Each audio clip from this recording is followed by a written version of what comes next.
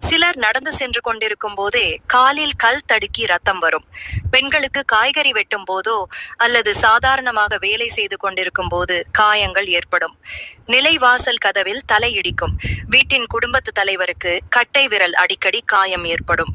இப்படி நடந்தால் உங்கள் வீட்டில் உள்ள குல தெய்வம் உங்களுக்கு ஏதோ ஒரு விஷயத்தை உணர்த்துகிறது என்று அர்த்தம். காரணம், குல தெய்வம் நம்முடைய நிலைவாசலில் வசிக்கிறது என்பது ஐதீகம். நமக்கு யாரும் செய்வினை செய்துவிடக் கூடாது, வீட்டிற்குள் எந்த தீய சக்தியும் நுழைந்து விடக்கூடாது என்பதற்காக குல தெய்வம் நம்முடைய வீட்டினை காத்து கொண்டிருக்கிறது. மேலும் சில அறிகுறிகள் செய்வினை இருக்கிறது என்பதை நமக்கு உணர்த்தும். சிலருக்கு மாடுகள் கனவுகளில் வரும். நம்முடைய வீட்டிற்குள் காளை மாடு நுழைவது போல கனவு வந்தால் ஏதோ கெட்ட சக்தி வீட்டிற்குள் இருக்கிறது என்பதை உணர்த்துகிறதாம். பல்லி, காகம் இரண்டுமே இறை சக்தி மிக்கவை. பல்லிகளின் சத்தம் நல்லதை சொல்லும் என்று முன்னோர்கள் நம்புவார்கள். நம் வீட்டில் பல்லி நடமாட்டமே இல்லை என்றால் அந்த வீட்டில் கண்ணுக்கு தெரியாத கெட்ட சக்தியின் நடமாட்டம் இருக்கிறது என்று அர்த்தம்.